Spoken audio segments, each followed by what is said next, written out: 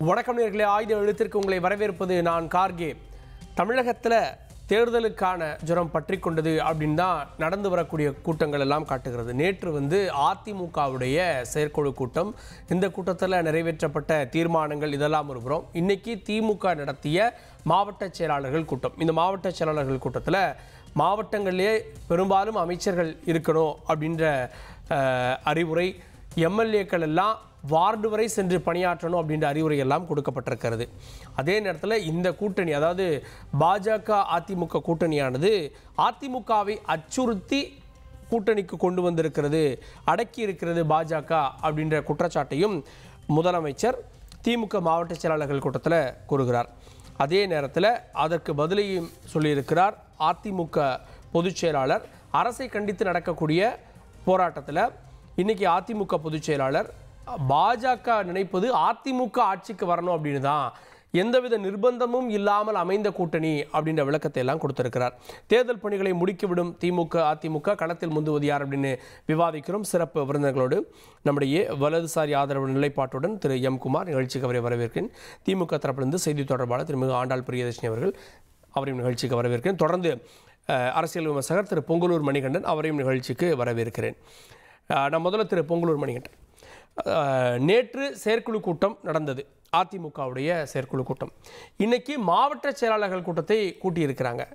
இன்னைக்கு பேசப்பட்ட விஷயங்கள் அப்படின்றது, தொகுதிகளில் இருந்து பணியாற்றுங்க, இன்னும் வார்டு வரை போங்க அப்படின்னு உத்தரவு பிறப்பிக்கப்பட்டிருக்கு.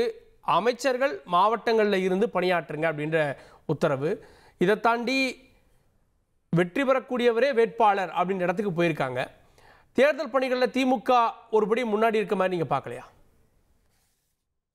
இப்போ கடந்த 5 ஆண்டுகள்ல இப்ப 4 ஆண்டுகள் முடிந்து 5வது ஆண்டை தொடர்கிறது திமுக. இப்ப அந்த 4 ஆண்டுகளாக அப்ப நீங்க வார்டு வரை அந்த ஒவ்வொரு மக்களை தனித்தனியாக கூட நேரடியாக கூட அப்ப சந்திக்கிறது அர்த்தம்.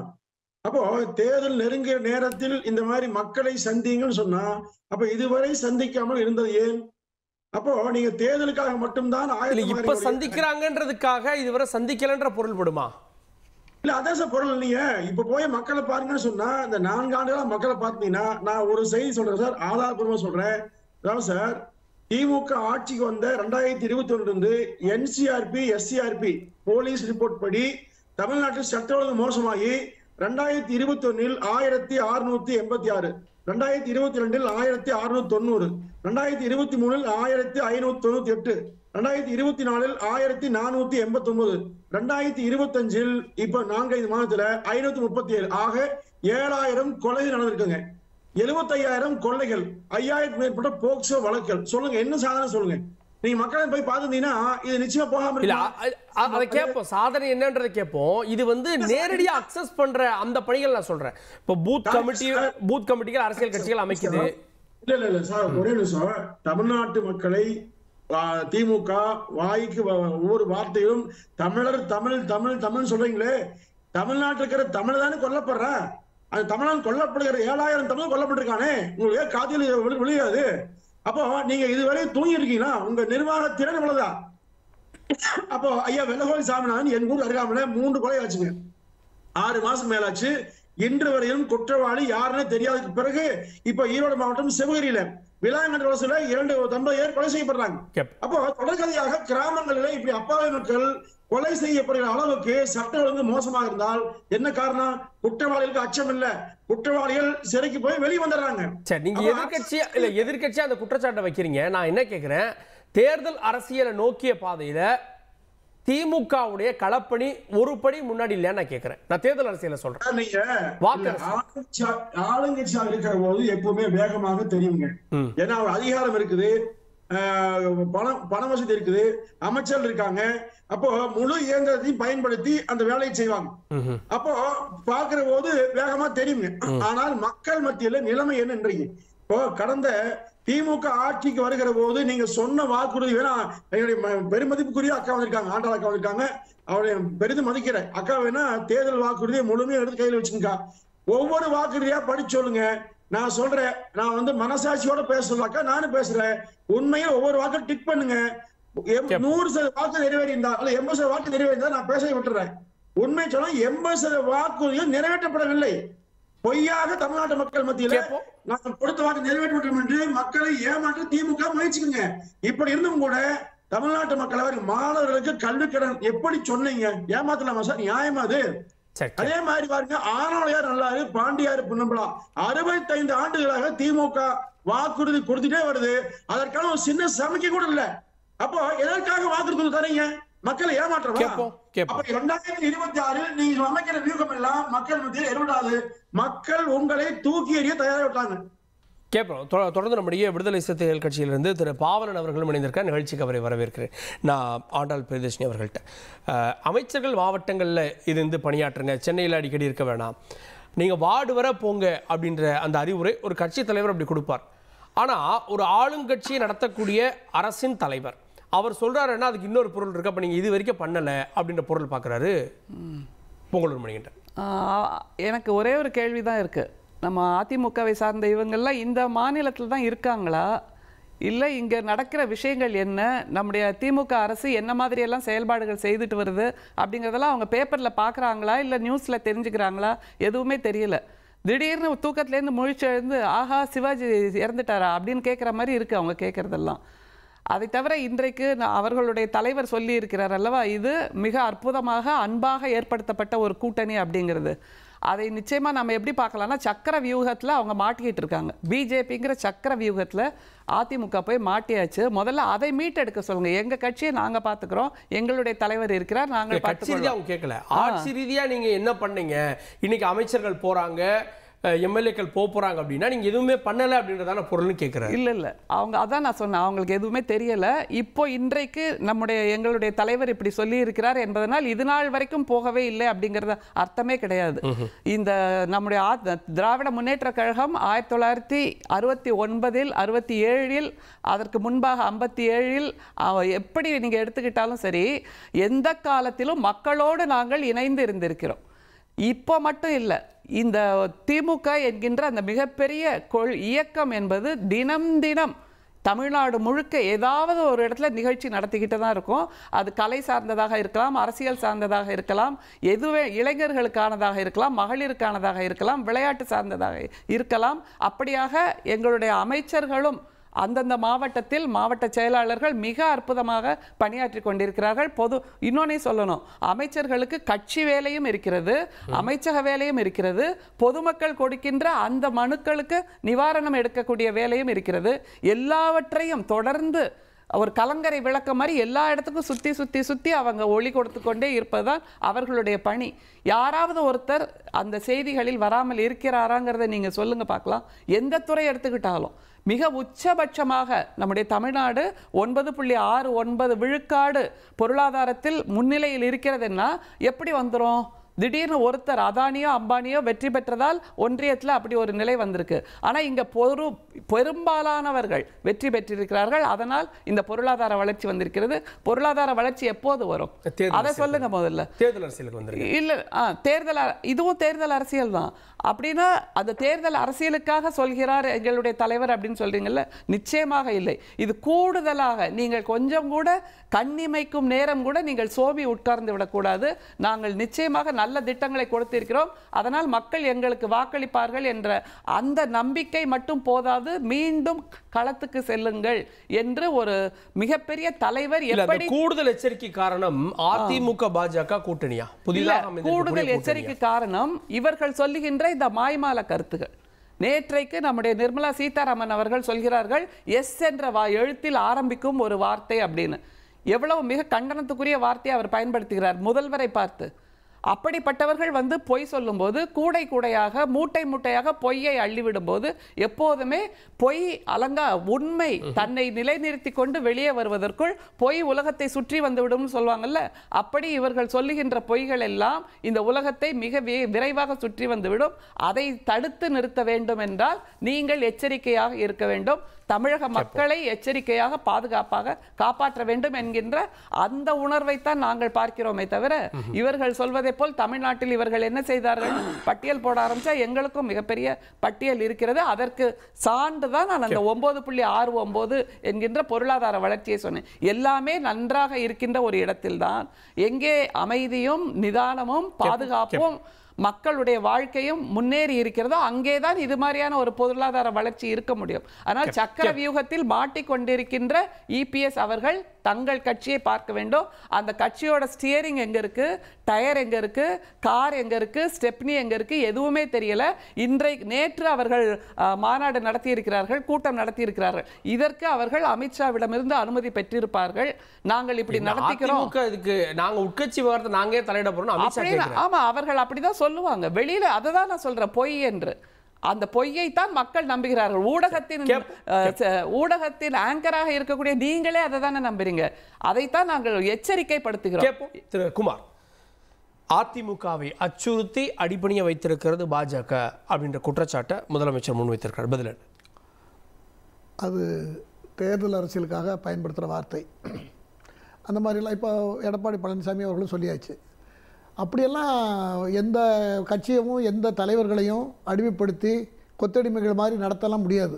அது அது வேறு அப்படி சேர்த்து பேசினா தான் அவங்களுக்கு கிரெடிபிலிட்டி இருக்குன்னு நினச்சிட்டு தான் அப்படி பேசுகிறாங்க.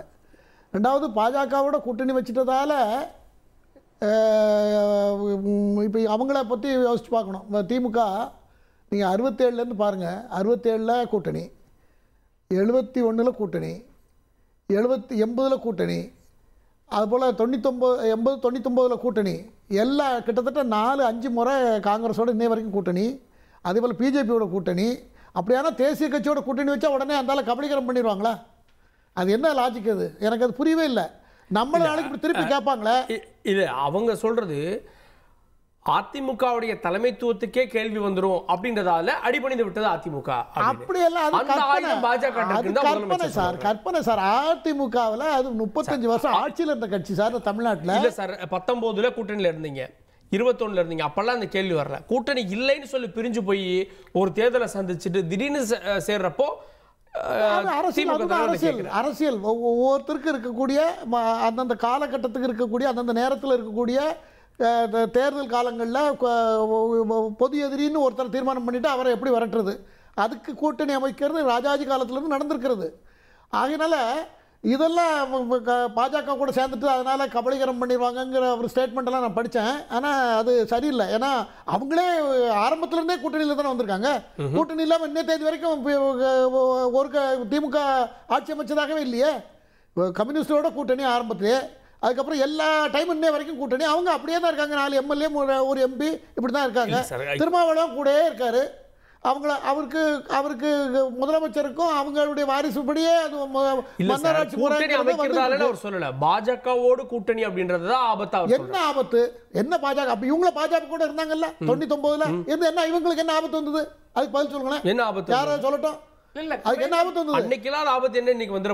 அந்த குறைந்தபட்ச கொள்கை என்கின்ற ஒன்றை வைத்து இந்துத்வா என்கின்ற பேச்சை எடுக்கக்கூடாது, தமிழக மக்களின் நலனுக்கு விரோதமாக எந்த செயலும் செய்யக்கூடாது என்று எங்களுடைய கலைஞர் அப்படிப்பட்ட ஒரு மிகச் சிறப்பான கொள்கையை வடிவமைத்தார். ஆனா இப்போ ஒரே ஒரு கேள்வி இருக்கு, ஒரே ஒரு கேள்வி. வக்ஃப் போர்டு அந்த சட்டத்துக்கு இவர்களோட பதில் என்ன, அல்லது மும்மொழி கொள்கை அதற்கு இவர்களுடைய பதில் என்ன?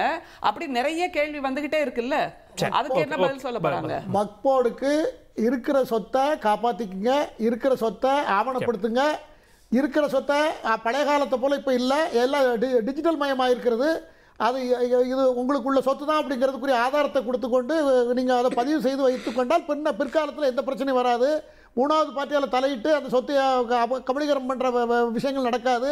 யாரா இருந்தாலும் சொத்தை இப்ப சொத்துல எத்தனை பரிணாம மாற்றங்கள் வந்திருக்கின்றன, அதையெல்லாம் வச்சுதான் அரசாங்கம் சொல்லுகிறது. அதை தவிர இதெல்லாம் தேர்தல் அரசியலுக்குள்ள வரும்ல அப்படின்றாங்க. இன்னைக்கு ஏன் பாஜக பார்த்து பயப்படணும் முதலமைச்சர் சொல்றான்ற கேள்விக்கு அதெல்லாம் முதலமைச்சர் அவர் ரொம்ப பயப்பட்டு இருக்கார். ரொம்ப ஏன்னா இப்போ கூட்டணி எப்படி வருதுன்னா, கூட்டணி விடுதலை சிறுத்தை கட்சி கூட இப்ப அவர் பதில் சொல்லட்டும், நண்பர் இருக்கார் பதில் சொல்லட்டும். விடுதலை சிறுத்தைகள் கூட சோசியல் மீடியால பலவாறு பேசிட்டு இருக்காங்க. அவர் கூட விரக்தியா இருக்காருன்னு சொல்றாங்க. வேல்முருகன் விரக்தியா இருக்காரு சொல்றாங்க. ஏன்னா கம்யூனிஸ்ட் மட்டும் அவங்கள்ட்ட ஸ்ட்ராங்கா இருக்கிறத தவிர மற்ற கூட்டணிகள்லாம் ஒரு மாதிரி ஆட்டங்கள் இருக்குங்கிற மாதிரி தான் வருது செய்திகள்லாம். அவர் சொல்லட்டும், எங்க போவாங்க அது தெரியல, அது தெரியாது அவங்களுக்கு. விசிகாவுடைய தலைவர் நீங்க 6-7 மாசத்துக்கு ஆதவ அர்ஜுன் எதுக்கு அங்கிருந்து போனாரு? ஆதவ அர்ஜுன் எதுக்கு விஜய்கிட்ட போனாரு? அவர் எதுக்கு ஒரு பெரிய போர்க்கொடியை தூக்குனார்? விஜய்கிட்ட போடணும் போல சார், இங்கேருந்து வெளியேற்றப்பட்டார். அதுல ஒரு இஷ்யூ ரொம்ப நாளா ஓடிட்டு இருந்தது, நம்மளே விவாதம் நடத்தியிருக்கோமே. அதனால நாங்க எங்களுடைய தலைவரை நாங்க டெப்டி சீஃப் மினிஸ்டர் ஆக்கணும், நாங்க எனக்கு அமைச்சராக வேண்டாமா அப்படிங்கிற கோரிக்கை வச்சு தானே அவங்க போனாங்க. அது இன்னும் அப்படியே தொக்கி தான் நிற்கிறது. அந்த மாதிரி நிறைய இஷ்யூஸ் இருக்கிறது. நாம மட்டும் எப்போதுமே கூட இருந்துகிட்டு இருக்கணும், சப்போர்ட் கொடுத்துட்டு இருக்கணும், நாம இப்படியே இருக்கணுமா அப்படிங்கிற கேள்வி அங்க வந்திருக்கிறது. அதனால பாஜக கூட்டணி நிறைய கட்சிகள் பாஜகவுக்கு கூட்டணி வருவதற்குரிய அடித்தளமும் அமைக்கப்பட்டிருக்கிறது. பாஜகவுக்கும் அடித்தள கூட்டணிகள் வலுவாக வருவதற்குரிய அடித்தளமும் அமைக்கப்பட்டிருக்கிறது. பாவல் நோக்கி கேள்வி எழுப்பப்பட்டிருக்கு. திருப்பாவலன், கூட்டணி கட்சிகள் குறிப்பா விசிகா போன்ற கட்சிகளே புழுக்கத்தோடு தான் இருக்கு, அதிருப்தியோடு தான் இருக்கு, அப்புறம் எப்படி தேர்தல் அரசியலை திறம்பட கையாள முடியும்ன்ற கேள்வி எழுப்புறாங்க. வணக்கம் கார்கே. எங்கள் கூட்டணியின் அக்கா பிரியதர்ஷினி அவர்களுக்கு என்னுடைய வணக்கத்தை தெரிவிச்சுக்கிறேன். அதாவது இந்த ஆயுத எழுத்தின் தலைப்பு களத்தில் முந்துவது யார், அந்த தலைப்பை விட்டுட்டு தான் எம் குமாரும் பொங்கலூர் மணிகண்டனும் வாய்க்கு வந்ததை பேசிட்டு இருக்காங்க. இன்றைக்கு திமுக தலைமையிலான இந்த அணி நேஷனல் ஹைவேஸ்ல ஸ்பீட் பிரேக் இல்லாம டாப் கியர்ல போயிட்டு இருக்கோம். ஆனா அதிமுக பாஜக கூட்டணி ஸ்டார்டிங் ட்ரபிள்லே நிக்குது. இன்னும் அவங்க மெகா கூட்டணின்னு சொல்லிட்டு இருக்காங்களே தவிர இன்னும் பாட்டாளி மக்கள் கட்சியோட நிலைப்பாடு என்ன, தேமுதிகவோட நிலைப்பாடு என்ன, ஐஜேகேவோட நிலைப்பாடு என்ன, புதிய தமிழகத்தோட நிலைப்பாடு என்ன, தமிழக மக்கள் முன்னேற்ற கழகத்தின் நிலைப்பாடு என்ன, இதுவரைக்கும் யாரும் உறுதிப்பட அதிமுக தலைமையிலான பாஜக தலைமையிலான அணியில இடம்பெறல. இல்ல 24ல இருந்தவங்க அப்படியே வர்றாங்கன்றது பொருள். பாமக சொல்லணும், தேமுதிக சொல்லணும், மத்தவங்க இருக்காங்கன்றதான பொருள். நாங்க திமுக தலைமையிலான அணி 3 தேர்தல்ல வெற்றி வாகை சூடி இருக்கிறோம். எங்களுடைய அணி வெற்றிகரமா பயணத்தை நோக்கிருச்சு. களத்தில் முந்தி நாங்க நிக்கிறோம். எங்களுக்கு கண்ணு கட்டிய தூரத்தில் களத்தில் போட்டிக்கு ஆளே இல்ல. இல்ல சார், அப்படிதான் நேத்து வரைக்கும் சொன்னீங்க. இன்னைக்கு அதிமுக பாஜக கூட்டணி ஒரு புதிய போட்டி இல்லையா உங்களுக்கு? எங்களுக்கு போட்டி இல்ல, அது வலுவான கூட்டணி இல்ல. ஏனென்றால் அதிமுக இருக்கக்கூடிய சில தலைவர்கள் எடப்பாடி பழனிசாமி அவர்களை நிர்பந்தப்படுத்தி தான் பாரதிய ஜனதாவோடு கூட்டணி அமைச்சிருக்காங்க. மிரட்டி தான் இந்த கூட்டணி உருவாக்கப்பட்டிருக்கிறது. அதைத்தான் மாண்புமிகு முதலமைச்சர் அவர்கள் திமுக மாவட்ட செயலாளர் கூட்டத்தில் அறிவிச்சிருக்கிறாரு. மிரட்டப்பட்டு தான் இந்த கூட்டணி. ஏனென்றால் செங்கோட்டையில கூப்பிட்டு தனியா பேச வேண்டிய அவசியம் என்ன இருக்குது? இல்ல, ஆக இந்த கூட்டணி பொருந்தா கூட்டணி. அதிமுகவோட தொண்டர்களை இந்த கூட்டணியை விரும்பல. அதிமுக தொண்டர்களுக்கும் பாஜக தொண்டர்களுக்கும் ஒரு ஐக்கியம் ஏற்படவில்லை.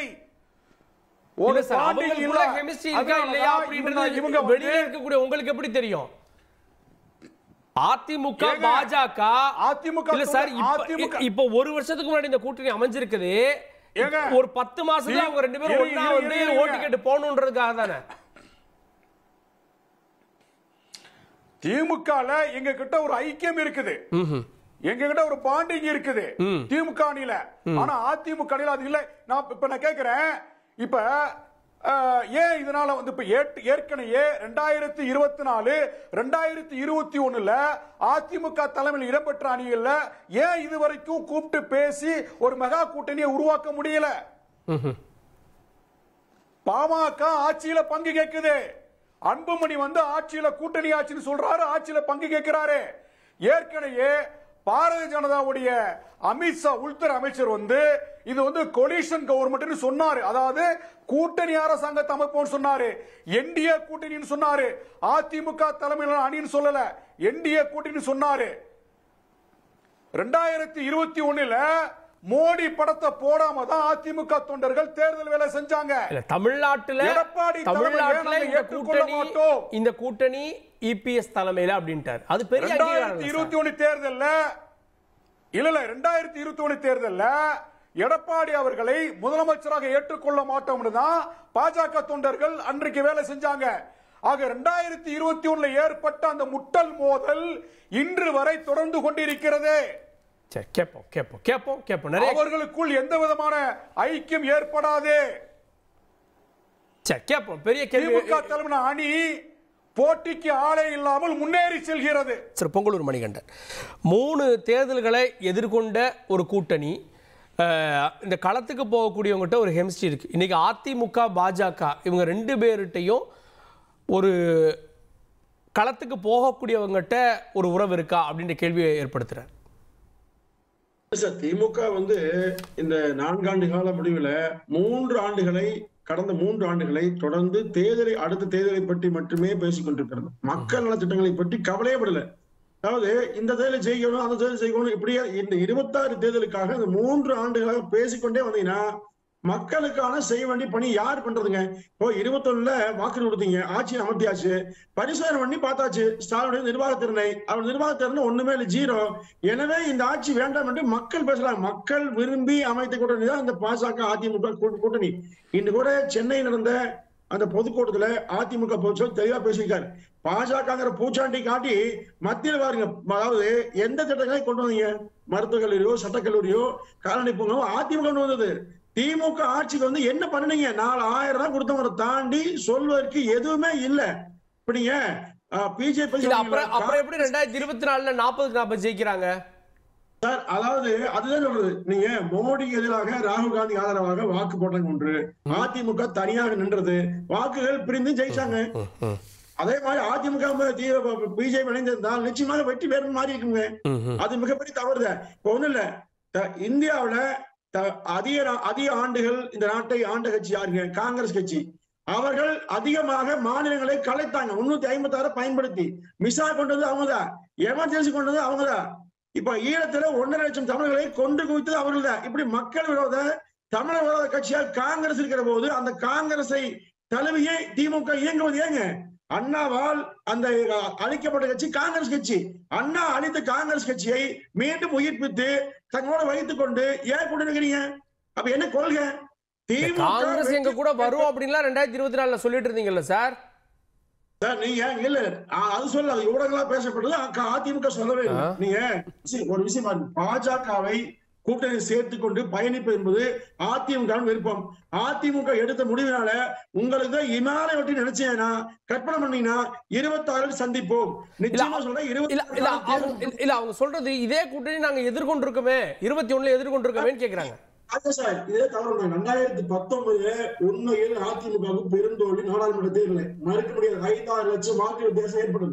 ஆனால் 2 ஆண்டுகள் கழித்து நடைபெற்ற சட்டமன்ற பொதுத் தேர்தலின் போது முதலமைச்சர் எடப்பாடி அறிவிக்கப்பட்டவர் வெறும் 2 லட்சம் வாக்குகள் மட்டுமே குறைவாக பெற்று 50 தொகுதியில் அதிமுக வெற்றி வாய்ப்பு எழுந்த நிலையில்தான் திமுக ஆட்சி. பிரசாந்த் கிஷோர் பொய் வாக்குறுதி, கட்டுக்கதை, மோடி எதிர்ப்பு எத்தனை பேசி கூட நீங்கள் வாங்கிய வாக்கு எவ்வளவு? சாதாரண எளிய மனிதர் எடப்பாடி வெல்ல முடிஞ்சுதா? பொய் பேசி இன்னைக்கு பாருங்க, எடப்பாடி எளிய மனிதரையும் ராஜவம்சத்தை ஐயா ஸ்டாலின் ஒப்பிட்டு மக்கள் பாக்குறாங்க. யார் வெல்ல வேண்டும், யார் நம்மை ஆள வேண்டும் என்று வருகிற போது வாழ தெரியாத பெரும்பாலோர் வாழ்நாட்டில் ஆள தெரியாத ஒரு ஆட்சி வைக்கிற மாதிரி மக்களுக்கு அன்றைக்கு வாழ தெரியவில்லை. ஆள தெரியாத ஸ்டாலின் ஆட்சி அமைந்து விட்டது. இந்த ஆட்சி நிச்சயமாக 24 வீட்டுக்கு அனுப்பப்படும். இது மக்களுடைய விருப்பம். ஆண்டாள் பிரதேஷ்னி அவர்கள்ட்ட அதிமுக பாஜக தனித்து இருந்தப்போ பெற்ற வாக்குகளை பாருங்க, அந்த அடிப்படையில் தான் மக்கள் அமைத்த கூட்டணி அப்படின்னு சொல்ல வர்றாங்க. அவங்க சொல்றது 21 தேர்தலில் 19ஓடு ஒப்பிடுறப்போ வாக்குகள் உயர்ந்திருக்கு, அந்த வாக்களை இப்போ எட்டி பிடிச்சிருவோன்றாங்க. இல்லை, அதான் தம்பி மணிகண்டன் அவர்கள் நிறைய நம்பிக்கையோடு இருக்கார். அது அவரோட உரிமை, நம்பிக்கையோடு இருக்கிறது. ஆனால் திரும்ப திரும்ப தேர்தல்களில் தோல்வியுற்றது யார்? பிரிஞ்சிருந்தாலும் தோல்வியுற்றாங்க, கூடினாலும் தோல்வியுற்றாங்க. அப்படிங்கும்போது அவர்கள் அதை திறனாய்வு செய்து பார்க்கணுமா இல்லையா?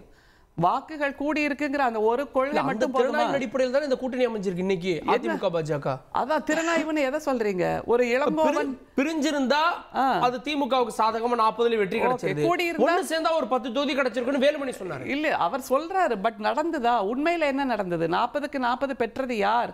இத்தனைக்கும் மோடி அவர்கள் அவரே சொல்றார், தமிழ்நாட்டு மக்கள் மோடியை விரும்பவில்லை, ஏனென்றால் அது நாடாளுமன்ற தேர்தல் அப்படிங்கிறாரு. எத்தனை முறை நம்முடைய தமிழ்நாட்டுக்கு அவர் ரோட் ஷோ வந்தார். ஆனாலும் கூட நம்முடைய தமிழக மக்கள் புறக்கணித்தார்கள். ஏன் அப்படின்னா, நீங்க மணிகண்டன்ட்ட கேட்டுட்டு சொல்லுங்க எனக்கு.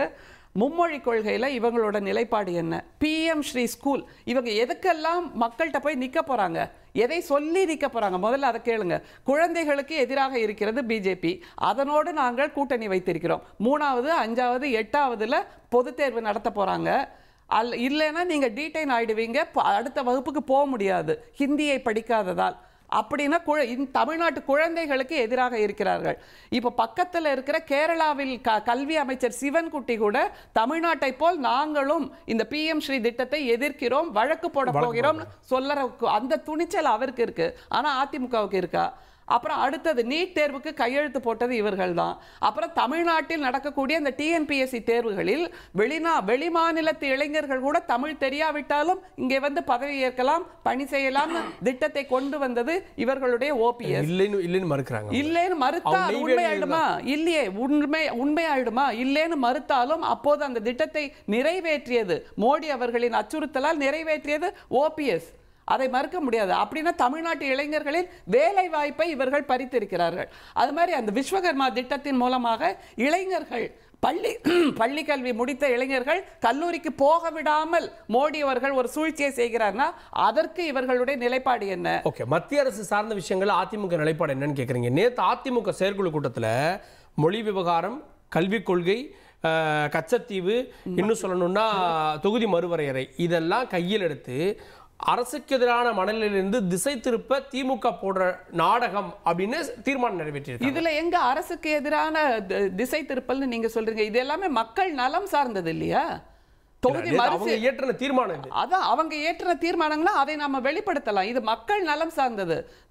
நீங்க போன நாடாளுமன்ற தேர்தலில் அந்த அரசியலமைப்பு சட்டம் பற்றி பேசினால் பொதுமக்களுக்கு புரியாது, அது அவர்களுக்கு புரியாத விஷயம் சொன்னீங்க. ஆனா பிஜேபி அரசியலமைப்புக்கு எதிராக போகிறது, அதைத்தானே முன்னிறுத்தினோம். அது மாதிரி தொகுதி மறுசீரமைப்பு என்பதும் மக்கள் நலம் சார்ந்தது தான். அது மாதிரி ஹிந்தி திணிப்பு என்பது மக்கள் நலம் சார்ந்தது. அது மாதிரி பள்ளி கல்வியை இல்லாமல் ஆக்குகிறார்கள். யோசிச்சு பாருங்க, அந்த 3% மக்களுக்கு மட்டுமே தான் கல்வியை கொடுக்க வேண்டும். இன்னைக்கு கூட நிர்மலா சீதாராமன் அவர்கள் சொல்லியிருக்கார் குவாலிட்டி வேணும்ல அப்படின்னு. அப்படின்னா 97% மக்களிடம் குவாலிட்டி இல்லை என்று சொல்கின்ற ஒரு போக்கை அதிமுக ஏற்றுக்கொள்கிறதா? மணிகண்டன் அவர்கள் அதை ஏற்றுக்கொள்கிறாரா? அது ஒரு கேள்வியா இருக்குல்ல. அப்படின்னா எப்படி அடிப்படை விஷயங்கள் இதெல்லாம் நீங்க சொல்லலாம், இது அரசியல் சார்ந்தது, நாடகமாடி நாங்கள் திசை திருப்புகிறோம், இது எல்லாமே அடிப்படை விஷயங்கள். அது புரியாம இன்னமும் நீங்க சொல்கின்ற அந்த கட்டுக்கதைகளை எல்லாம் மக்கள் ஏத்துப்பாங்கன்னு நீங்க நினைக்கிறீங்களா? இல்லை, அவர்கள் அரசியல் படுத்தப்பட்டிருக்கிறார்கள். மிகச்சிறப்பான அரசியல் சிந்தனையோடு நம்முடைய தமிழ்நாட்டு மக்கள் இருக்கிறார்கள். அவர்களுடைய நம்பிக்கையை, அவர்களுடைய திறமையை, அரசியல் சிந்தனையை நீங்கள் கொச்சைப்படுத்த வேண்டாம். இல்ல, அவங்க கேட்கறது இது வந்து இபிஎஸ் சொல்றாரு பாஜக தீண்டத்தகாத கட்சின்ற மாதிரி ஒரு நேரேஷன் கொடுக்குறீங்க. ஆனா இந்த தேர்தல் வந்து ஸ்டாலின் வேணுமா வேணாமான்றது தானே. பாஜக எங்க வந்தது? இந்த பாஜக இனிமேல் அதிமுகவை கபலீகரம் செய்துவிடும், ஒரு அரக்கனை போல் தின்று முழுங்கிவிடும். இது தெரியாதா? மகாராஷ்டிரால என்ன நடந்தது? மற்ற மாநிலங்களில் அந்தந்த மாநிலத்து கட்சிகளோடு கூட்டணி வைத்து அதை கபலீகரம் செய்தது தானே பிஜேபி. அது இல்லைன்னு சொல்லிடுங்களேன், இல்லைன்னு சொல்லிடுங்க, உறுதியா மறுத்துருங்க, பார்க்கலாம். அதற்கான முன் சரித்திரம் இப்படித்தானே இருக்கிறது. அதனாலதான் நாங்க சொல்றோம் திமுக தான் எப்போதும் இங்கே தமிழ்நாட்டின் முகவரியாக அடையாளமாக இருக்கிறது. அதுக்கப்புறம் யார் வந்தாலும் நீங்கள் திமுகவோடு தான் எதிரே நின்று அரசியல் செய்ய வேண்டும். அதனால நாங்கள் எப்போதும் இருப்போம். இப்போது மட்டுமல்ல, இனி வரும் பல நூற்றாண்டுக்கும் திமுக இருக்கும். தனித்து நாள் தோக்குறீங்க, ஒன்னாண்டு நாள் தோக்குறீங்க, அப்புறம் எப்படி வெற்றி கேட்கிறேன். சகோதரி சொன்னதற்கு ஒரே ஒரு பதில் தான். அதாவது இங்கே தமிழ்நாட்டில் அந்த உதாரணம் இருக்கிறது. தமிழ்நாட்டிலேயே ஏற்கனவே ஐயா கலைஞர் காலத்திலேருந்து நீங்கள் பார்த்தீங்கன்னா கூட்டணி எம்ஜிஆர் 77 ஆரம்பித்து அவர் 87 வரைக்கும் அவர் இருந்தார். அதுக்கப்புறம் இடையில கொஞ்ச நாள் வந்தது 91 திரும்ப அதிமுக வந்துட்டுது. அதுக்கப்புறம் இது இடையில 2 வாட்டி கலைஞர் ஆட்சி வந்தது. அதுக்கப்புறம் ஃபுல்லாக இருந்தது பூரா அதிமுக ஆட்சி தான். அதிமுகங்கிற கட்சியில் இப்போ திமுக ஒரு ஸ்டைலாக இருக்கும். திமுகங்கிறது அது நீதி கட்சியிலேருந்து வந்த அந்த கல்ச்சர் இருக்கும். அதிமுக மட்டுமே எல்லா ஜாதி மத பேதமற்ற ஒரு ஆலவிருச்சம் போல எல்லாரும் திராவிட கட்சியினுடைய நீட்சி தானே சார் திராவிட கட்சி இருக்கலாம். திராவிட கட்சியில அதுல இருந்ததுக்கும் எம்ஜிஆர் கிட்ட இருந்ததுக்கும் அப்புறம் எம்ஜிஆருக்கு எப்படி அவ்வளவு ஆதரவு வந்து அதுல சில மாறுபாடுகள் இருக்கு. இருக்கு. கடவுள் மறுப்பு மாதிரியான விஷயங்கள்ல இருந்து மாறுபாடு இருக்கு. இதுல இருக்கிற நைசான போக்கள் எல்லாத்தையும் அனுசரிச்சு போறது எல்லாத்தையும் அவர் அனுசரிச்சாரு. அந்த நிலைமை இருக்கு. ஜெயலலிதாவும் அதுக்கு பின்னாலே அதை ஃபாலோ பண்ணியிருக்காங்க. அதனால் அதுக்கு ஒரு உறுதியான கட்டமைப்பு தமிழ்நாட்டில் இருக்கிறது. அதுக்குன்னு சாலிட் ஓட்டர்ஸ் இருக்காங்க. அந்த அம்மா இறந்ததுக்கு பிறகு உட்கட்சியில் பிரச்சனை இல்லை என்று சொன்னால், உட்கட்சியில் அவங்களுக்குள்ள உள்ள பிரச்சனை வரல என்று சொன்னால் அதிமுக ஆட்சி தான் இன்னை வரைக்கும் இருந்திருக்கும். திமுக இது வரைக்கும் வந்திருக்காது. நீங்கள் 21 சொல்றீங்க இல்ல 2010 அவங்க ஜெயலலிதா இறந்த 16 பிறகு EPS வந்துட்டாரு. அந்த ஆட்சி முடிந்த பிறகு நீங்க டிடிவி தினகரனா இருக்கட்டும், சசிகலா அம்மையாரா இருக்கட்டும், ஓபிஎஸ் இருக்கட்டும், இவங்களுக்குள்ள ஓபிஎஸ் அப்ப உள்ளதா இருந்தாரு. அப்ப உள்ள இருந்தாரு. அதுக்கப்புறம் அவங்களுக்கு அப்பவே பிரச்சனை ஆரம்பித்து விட்டது. ஒருத்தர் சரியா தேர்தலுக்கு ஒர்க் பண்ணல. அவர் தொகுதியில் மட்டும் போய் பார்த்துட்டாரு. இப்படி பல உள்ள ஓடிக்கிட்டு இருந்ததுனால அந்த தேர்தலில் ஜெயிக்கலே தவிர ஒற்றுமையாக இருந்தாங்கன்னா இது வரைக்கும் திமுக ஆட்சி வந்திருக்காது அப்படிங்கிறத நீங்கள் எழுதி வச்சுக்கலாம். நீங்கள் அதுக்கு ஸ்டாட்டிஸ்டிக்ஸ்லாம் இருக்கிறது.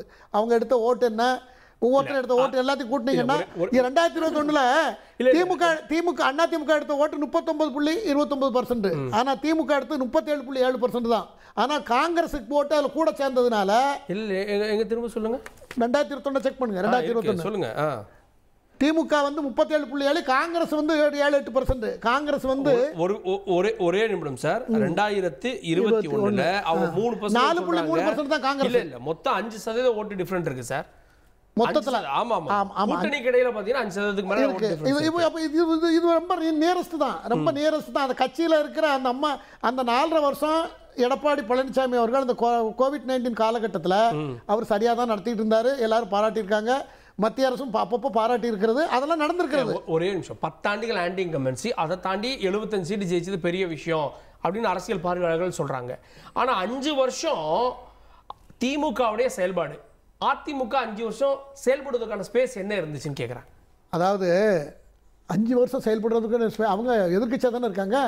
அதுதான் சார் சார் முதலமைச்சராக இருந்து சந்திக்கக்கூடிய தேர்தலில் இருந்த அட்வான்டேஜை 21 இபிஎஸ் எடுத்துட்டார். இப்போ முதலமைச்சராக இருந்து கிடைக்கக்கூடிய அட்வான்டேஜை இன்னைக்கு திமுக தான் எடுக்கும். அது எப்படி அப்படி பார்க்குறீங்க? கழுத்துக்கு இருக்கு சார் ஆன்டி இன்கம்பரன்சி எல்லா விஷயத்துலையும். நான் அதை நம்ம மாநில முதலமைச்சரையும் நம்ம மாநில அரசையும் நான் குறை சொல்ல வேண்டாம். நான் எல்லா இடத்தையும் சொல்லிட்டு எனக்கு நிறைய பேர் என்கிட்ட சொல்கிறாங்க. அதனால் நான் அதை எப்படி இதை தாண்டி போகிறதுன்னு எனக்கு தெரியல. எல்லா வகையிலும் ரியல் எஸ்டேட்டா முதல்வர் ஃபேமிலி இதெல்லாம் மக்கள்கிட்ட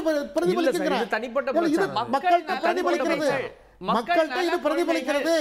செந்தில் பாலாஜி விவகாரம், பொன்முடி விவகாரம், துரைமுருகன் விவகாரம் எல்லாமே எல்லாரும் சோசியல் மீடியா வழியா நாம இருக்கு பஸ் போக்குவரத்து இல்லாத கிராமத்தில் கூட எல்லாத்தையும் தெரிஞ்சுக்கிறாங்க. அப்போ அதுதான் ஆன்டி இன்கம்பரன்சி. 5 வருடத்துக்கு ஒரு தடவை தேர்தல் வரும் பொழுது இல்ல அப்ப அவர்கள் கணக்கு வழக்க பார்க்க வேண்டிய நேரம் மக்கள் நம்ம இவருக்கு ஓட்டு போட்டோமே. நான் ஒரு வரேன். இன்னைக்கு திமுகவுடைய மாவட்ட செயலாளர் கூட்டத்தில் அமலாக்கத்துறையினுடைய அரசியல் ரெய்டுகள் பற்றியும் அவங்க பேசுறாங்க. அப்ப இதை மக்கள் தெரிஞ்சுக்க மாட்டாங்களா? தெரிஞ்சுக்குவாங்க. அமலாக்கத்துறையுடைய சோதனை அரசியல் மயப்படுத்தப்பட்டது. காரணங்களுக்கா சார்? அரசியல்வாதிகள், அரசாங்கம் நடத்துறவங்க, மத்திய அரசா இருந்தாலும் சரி, மாநில அரசா இருந்தாலும் சரி, மக்களுக்கு சேவை செய்யக்கூடிய மனப்பாங்கோட நடத்தாம அதை ஊழல் எதுவும் பண்ணாங்கன்னா அதை பிடிக்கிறதுக்கு தான் அந்த டிபார்ட்மெண்ட்டே வச்சிருக்கு. அந்த டிபார்ட்மெண்ட் ஃபங்க்ஷன் பண்ணுனா அந்த டிபார்ட்மெண்ட்டே நீங்க அந்த டிபார்ட்மெண்ட்டை நம்ம கொச்சப்படுத்த கூடாது சார். அவங்க கடமை அவங்க செய்யறாங்க. கோடிக்கணக்கான ரூபாய் அவங்களுக்கு சம்பளமா கொடுத்து அவங்க வேலை வாங்குற டிபார்ட்மெண்ட்டை ஒரு அரசு இந்த வேலையை வாங்கிக்கிட்டு இருக்கு. அதனால அவங்க தப்பா தான் பண்றாங்க. இல்ல இடியில இருந்து தான் ஒரு அதிகாரியே கைது செய்யப்பட்டார், அங்கித் திவாரி அப்படின்ட்டு. அவரே அந்த இடி டிபார்ட்மெண்ட்டே இப்ப எடுத்துக்கிச்சு அந்த கேஸ. ஆனாலும் என்ன பண்ணாங்க அவங்கள? அது மாதிரி அமைச்சர்கள் மீது கேஸ் இருக்கா இல்லையா? குட்கா கேஸ்ல இருந்து எல்லா கேஸும் இருக்கு. ஆனா இடி அதை எதையாவது பண்ணுதா? இல்ல செந்தில் பாலாஜி வழக்கு கூட அதிமுக ஆட்சியில் போடப்பட்டதுதான். இப்ப உள்ள ஆட்சியில் உள்ள வழக்கு இல்லை அது அப்படிங்கறத நம்ம நிறைய சொல்லியாச்சு. திரு பாவலன், ஓராண்டுக்கு முன்பு ஒரு கூட்டணி உறுதியாகிறது, அதிமுக பாஜக கூட்டணி. அதனுடைய நோக்கம் அப்படின்றது தேர்தல் அரசியல்ல இணைந்து செயல்படுவது, புதியவர்களை உள்ள கொண்டு வருவது, மெகா கூட்டணி அப்படின்னு ரொம்ப குறைச்சு மதிப்பிடுறீங்களா உங்களை? இல்ல இப்ப என்னன்னா, நான் பாவலன் விசிகா, அக்கா ஆண்டாள் பிரியதர்சினி திமுக. ஆனால் எம் குமார் அவர்கள் வலதுசாரி ஆதரவாளர் சொல்லிட்டு பாஜகவுக்கு முட்டு கொடுக்கிறாரு. அவர் பொங்கலூர் மணிகண்டன் அரசியல் விமர்சகர் அப்படின்ட்டு அதிமுகவுக்கு முட்டு கொடுக்கிறார். இப்ப என்ன அப்படின்னா, இதுல இருந்தே அவங்களுடைய பலவீனம் என்ன நமக்கு தெரியுது. அவர்கள் பலவீனமா இருக்கிறனாலதான் நான் அதிமுக ஆதரவா, நான் அதிமுக சொல்லிட்டு பேச முடியல, பாஜக சொல்லிட்டு பேச முடியல. அவங்க நிலைப்பாடு சார், அதுல நம்ம நோக்கம் கற்பிக்க வேண்டாம், விஷயத்துக்கு வந்துடலாம். சரி, நான் விஷயத்துக்கு வர்றேன். அதாவது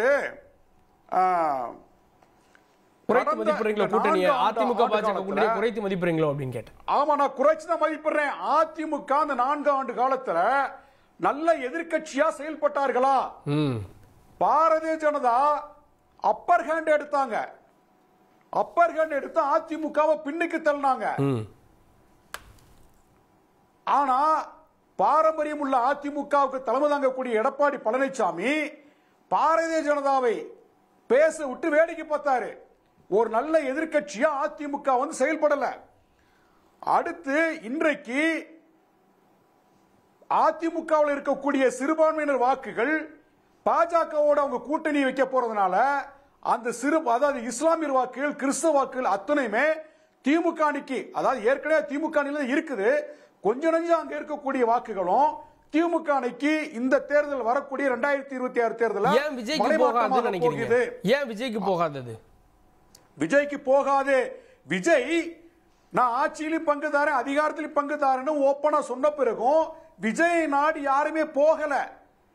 விஜய் விரித்த கடையில் எதுவுமே விலை போகல. யாருமே அந்த கூட்டணி போட்டு நோக்கி நகரல. அவர் தனிச்சுதான் நிக்கிறாரு. அவர் சொல்லிக்கிட்டே இருக்கிறாரு, வாங்கன்னு கூப்பிடுறாரு. ஆனா யார் விஜய் நோக்கி யார் போகல. நாம் தமிழர் கட்சியும் அப்படிதான் தனிச்சுதான் நிக்கிறாங்க, அதை நோக்கி யாரும் போகல. ஆக அதாவது வந்து நான் என்ன சொல்ல வரேன்னா, சிறுபான்மையினர் வாக்குகள் வந்து 100 விழுக்காடு 2026 தேர்தலில் திமுக அணிக்கு தான் வரும், அதுல மாற்று கருத்து இல்ல.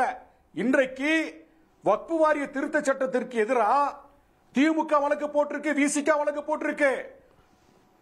அதாவது திமுக கூட்டணியில் இருக்கக்கூடிய கம்யூனிஸ்ட் கட்சிகள் வழக்கு போட்டிருக்காங்க, மதிமுக வழக்கு போடுது.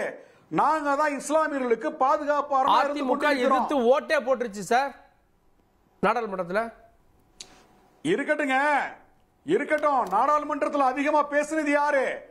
கண்டிச்சு கலகமா மாத்தினது யாரு? போப்பாண்ட ஒரு மரணத்திற்கு திமுக இப்ப நடந்த திமுக செயற்குழு கூட்டத்தில் இரங்கல் தீர்மானம் போட்டிருக்காங்க. அதிமுக போட்டீங்களா? அதிமுக செயற்குழு கூட்டத்தில் போப்பாண்ட ஒரு மறைவுக்கு இரங்கல் தீர்மானம் போட்டீங்களா? கிறிஸ்தவ வாக்குகள் எப்படி உங்களுக்கு வரும்? வராது. அடுத்து பெண்கள் வாக்குகள், ஒரு வந்து பட்டியல் சமூக வாக்குகள் வந்து இது முக்கியமான பாயிண்ட், நான் சொல்லி முடிச்சுக்கிறேன். பட்டியல் சமூக வாக்குகள் ஒரு காலத்துல காங்கிரஸ் அதிமுகவுக்கு இருந்தது. ஆனால் இன்றைக்கு தமிழ்நாட்டு அரசியல் களத்தில் விடுதலை சிறுத்தைகள் என்கின்ற அந்த பேர் இயக்கம் வளர்ந்த பிறகு அந்த பட்டியல் சமூக வாக்குகள் முழுமையா திமுக அணிக்கு மடைமாற்றமாக இருக்கு. எங்க தலைவர் எழுச்சி தமிழ் எடுத்த முயற்சியால பட்டியல் சமூக வாக்குகள் 100 விழுக்காடு திமுக அணிக்கு மடைமாற்றமாக இருக்கு. அடுத்து ஜெயலலிதா அம்மையார் ஆட்சி காலத்துல பெண்களுடைய வாக்குகள் அதிமுகவுக்கு கொஞ்சம் கணிசமா கிடைச்சது. இன்றைக்கு அதிமுகவுக்கு சரியான தலைமை இல்லாத காரணத்தினால் திமுக அரசு தொடர்ந்து பெண்களுக்கு பல நலத்திட்டங்களை நடைமுறைப்படுத்தி வருகின்ற காரணத்தினால் இன்றைக்கு பெண்கள் வாக்குகள் 100 விழுக்காடு திமுக அணிக்கு வர இருக்கிறது.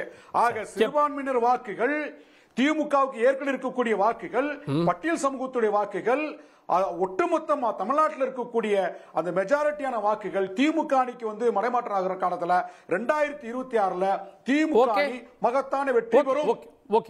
திருப்பங்கூர் மணியன் இறுதி கருத்து அப்படியே ஒரே வேலை முடிச்சிருங்க. திருப்பங்கூர் ஒண்ணு இல்ல, இன்னைக்கு விடுதலை சிறுத்தைகள் கட்சி முழுக்க திமுகவின் கட்டுப்பாட்டில் இயங்குகிறது. திமுக என்ன சொல்கிறதோ அதை மட்டும் தான் கேட்க முடியுங்க. அதெல்லாம் சொல்லாதீங்க. தனித்த அடையாளத்தோடு, தனித்த கொள்கை கோட்பாட்டோடு, தனித்தன்மையோடு இயங்கக்கூடிய கட்சி தான் விசிக. திமுகவுக்கு விசிகவுக்கு கொள்கை உடன்பாடு மட்டும்தான். அதாவது பாவலனுக்கு அரசியல் தெரியல நினைக்கிறேன். பல யூடியூப் சேனல் நடத்தக்கூடிய யூடியூபர்கள் பத்திரிகாங்கிற போர்வையில திமுகவுக்கு எல்லா தொலைக்காட்சியும் முட்டுக் கொடுப்பதை உங்களுக்கு ஏற்கனவே தெரியல. இல்ல அவர் சொன்ன வார்த்தைக்கு பதில் சொல்றேன். அதே மாதிரி அக்கா சொன்னாங்க, நிறைய கருத்து அக்கா சொன்னாங்க. அக்கா ஒரே கேள்வி, 18 ஆண்டு காலம் குஜராத், தேவகவுடா, வாஜ்பாய், மன்மோகன் சிங் ஆட்சி இடம்பெற்ற திமுக மாநில சுயாட்சியை வென்றெடுத்ததா? இது அதே மாதிரி நீங்க கல்வி மாநிலப்பட்டை கொண்டு வந்தீங்களா? மாநில உரிமைகளை வென்றீர்களா? கவர்னர் வேண்டாம் என்று கொண்டு வந்தீங்களா? மாநில பிரச்சனை பற்றி அங்க ஏன் பேசி பண்ணல? உங்க தயவுல இருந்த ஆட்சியில எல்லாமே சாதிச்சிருக்கலாமே. அப்ப எதுவுமே செய்யாமல் இன்றைக்கு அதை செய்யறோம் இதை செய்யறோம் என்று மக்களை ஏமாற்ற 51 ஆண்டுகளுக்கு முன்பு கொண்டு வந்த மாநில சுயாட்சி தீர்மானத்தை மீண்டும் கொண்டு வந்தீங்கன்னா எப்படி நிறைவேற்றுவீங்க? என்ன பயன்? இது பயனில்லாத ஒன்றை திமுகவை 2026 மக்களுக்கான இயக்கம், சமூக நீதி இயக்கம், யார் வேண்டுமானாலும் எந்த பதவிக்கு வரலாம் என்கிற முறை உள்ள திமுக அல்லாத அதிமுகவில மிகப்பெரிய வெற்றி பெற்று ஆட்சி அமைக்குங்க. எடப்பாடி முதலமைச்சர் ஆவார். 26 பாருங்க, எதிர்கட்சியான அந்தஸ்தை கூட திமுக பெறாது. இல்ல பொங்கலூர் மணிகண்டன் சகோதரர் கேட்கிறாரு, நாங்க கூட்டணியில ஒன்றியத்துல இருந்தாலும் நீங்க ஏன் அப்பவே அதுக்கெல்லாம் குரல் கொடுக்கல, ஏன் அதை இப்போ நோக்கி நடக்கல அப்படின்னு கேட்கிறாரு. அப்போது இருந்த கூட்டணி கட்சிகள் இப்போது இருக்கின்ற பிஜேபியை போல் சூழ்ச்சி செய்யவில்லையே. கல்வி பொதுப்பட்டியலில் இருந்தால் கூட தமிழ்நாட்டின் குரலை அவர்கள் கேட்டுதானே எல்லாவற்றையும் நடைமுறைப்படுத்தினார்கள். அது மாதிரி ஆளுநரை வைத்து குடைச்சல் கொடுப்பது என்பது இப்போதுள்ள பிஜேபியில் தானே மிக அதிகமாக நடந்து கொண்டிருக்கிறது. அதனால்தான் திரும்ப திரும்ப நாங்கள் குரல் கொடுக்கிறோம். இன்றைக்கு எங்களுடைய தலைவருக்கு மாநில சுயாட்சி நாயகர் என்று ஒரு பாராட்டு விழா நடந்து கொண்டிருக்கிறது என்றால் இப்படிப்பட்ட முன்னெடுப்பை எடுத்தது எங்களுடைய தலைவர். அதனால்தான் நாங்கள் திரும்ப திரும்ப சொல்கிறோம், பிஜேபி அதிமுக கூட்டணி என்பது பிள்ளைப்பூச்சியை வயிற்றுல கட்டிக்கிட்ட மாதிரி அவங்க இருக்காங்க. சகோதரர் குமார் அவர்கள் அதிமுகவின் எம்ஜிஆரை பற்றி பேசினார், ஜெயலலிதா அம்மையாரை பற்றி பேசினார். ஒரே ஒரு கேள்வி இருக்கு, எனக்கு பதில் கேட்டு சொல்லுங்க. அண்ணா திராவிட முன்னேற்ற கழகம் என்பது அமித்ஷா ஆரியர் முன்னேற்ற கழகமாக மாறிவிட்டது. அதற்கு இவர்கள் என்ன பதில் சொல்ல போகிறார்கள்? அதாவது அது நான் இன்னொரு இதில் பதில் சொல்றேன். இப்போ நான் சொல்ல வேண்டியது, அதாவது லேட்டஸ்ட் ட்ரெண்ட் தெரியாமல் எல்லாரும் பேசிட்டு இருக்காங்க. லேட்டஸ்ட் ட்ரெண்ட் என்ன தெரியுமா? பாஜக, அதிமுக, பாமக, தாவேகா, ஏசிஎஸ், பாரிவேந்தர், ஜான் பாண்டியன், தேமுதிக, டிடிவி, சசிகலா, ஓபிஎஸ், இதை எல்லாத்தையும் வச்சு ஒரு காம்பினேஷன் ரெடி ஆகிட்டு இருக்கு. தாவேகாவும் இருக்கு இருக்கு. அவருக்கு துணை முதலமைச்சருக்கு ஃபார்முலா. இப்போ நீங்க எப்படி உங்களுக்கு தெரியாம இருக்குன்னு எனக்கு புரியல. எல்லாருக்கும் இருக்குது. நயனார் சொல்றாரு, அது அவரு சொல்ல முடியாது. அவங்க அபிஷேகமா சொல்லாம இந்த விஷயங்கள் இது ஒர்க் அவுட் ஆகக்கூடிய சூழ்நிலை இருக்கு. எதிர்காலத்துல ஒரு சில மாதங்களுக்கு அதிகாரப்பூர்வமா தெரியும். பாவலன் இல்ல பெரிய காமெடி தாவேகா அதிமுக கூட்டணியில் ஒரு சொல்றாங்க பாருங்க, அதான் மிகப்பெரிய காமெடியா இருக்கு. டிடிவி தினகரன் சோளிங்கர்ல இன்னைக்கு வேட்பாளர் அறிவிச்சிட்டாரு. டிடிவி தினகரன் தனியா அறிவிச்சிட்டாரு. நான் என்ன சொல்றேன்னா, தயவு செய்து அதிமுகவை காப்பாத்துங்க. 2026 அதிமுக இருக்காது. திமுகவை எதிர்த்து பார்த்திபன் வேட்பாளர் சார் சோளிங்க தொகுதியில் கொடுங்கன்னு வாங்கி கொடுக்கிற நம்பிக்கையில சொல்லியிருக்கிறார். பொறுத்து பார்க்கலாம். ஓகே, அடுத்தடுத்த தேர்தல் நகர்வுகள் எப்படி இருக்க போகிறது திமுக அதிமுக தரப்புல இருந்து பொறுத்து பார்க்கலாம். இந்த விருந்தினர்களுக்கு நன்றி, பார்த்தவங்களுக்கும் நன்றி நேயர்களே. தொடர்ந்து இணைந்தீர்கள் தந்தி தொலைக்காட்சியுடன்.